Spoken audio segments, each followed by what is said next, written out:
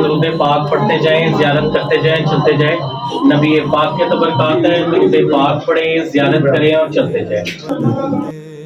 بسم اللہ الرحمن الرحیم۔ حضور اکرم صلی اللہ علیہ وآلہ وسلم کے تبرکات مبارکہ کی زیارت فرمائیں، اور ساتھ ساتھ حضرت علی رضی اللہ تعالی عنہ کا آج یوم پیدائش ہے 13 رجب بمطابق 25 جنوری 2024، تو ان سے ریلیٹڈ چند احادیث جو ہے وہ ملاحظہ فرمائیں۔ ایک مرتبہ ایک شخص حضرت سیدنا علی المرتضیٰ رضی اللہ تعالی عنہ کی خدمت میں حاضر ہوا اور کہنے لگا کہ امیر المومنین، میں سفر پر جانا چاہتا ہوں، لیکن مجھے جنگلی درندوں سے ڈر لگتا ہے۔ آپ رضی اللہ تعالی عنہ نے اپنی انگوٹھی اس شخص کو دیتے ہوئے فرمایا، جب بھی تمہارے نزدیک کوئی درندہ آئے، تم اسے میری یہ انگوٹھی دکھانا اور کہنا کہ یہ علی المرتضیٰ رضی اللہ تعالی عنہ کی انگوٹھی ہے۔ چنانچہ وہ شخص سفر پر روانہ ہوا۔ راستے میں ایک خونخوار درندہ اس پر حملہ آور ہوا۔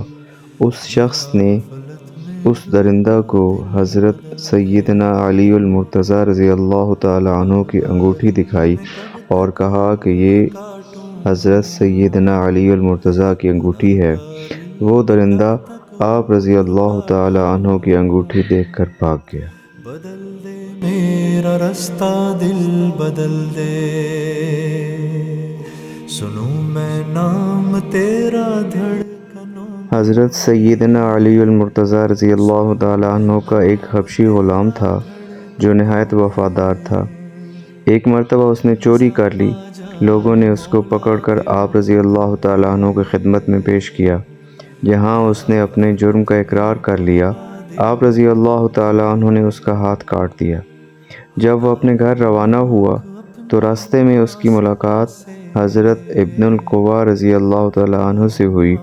انہوں نے جب پوچھا کہ تمہارے ساتھ کیا ہوا تو اس نے بتایا کہ میں نے چوری کی تھی۔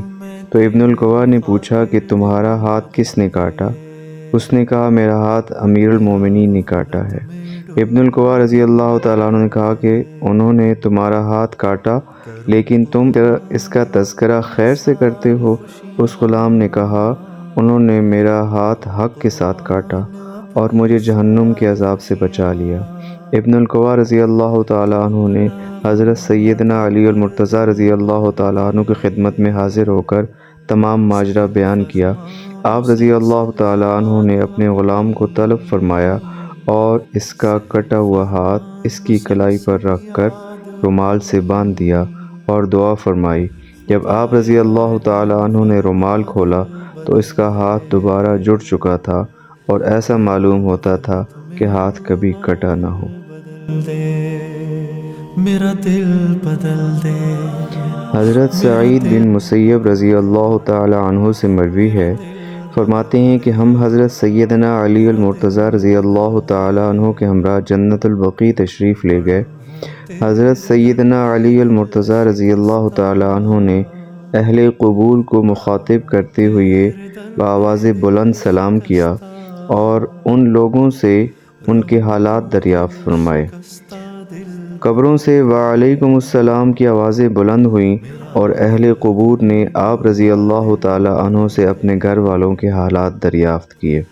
آپ رضی اللہ تعالی عنہ نے فرمایا کہ تمہاری بیویوں نے نکاح کر لیے، تمہارے مال کو وارثوں نے تقسیم کر دیا، تمہارے چھوٹے بچے یتیم ہونے کے بعد در بدر پھرنے لگے، تمہارے مضبوط اونچے محلوں میں تمہارے دشمن آرام سے زندگی بسر کرنے لگے۔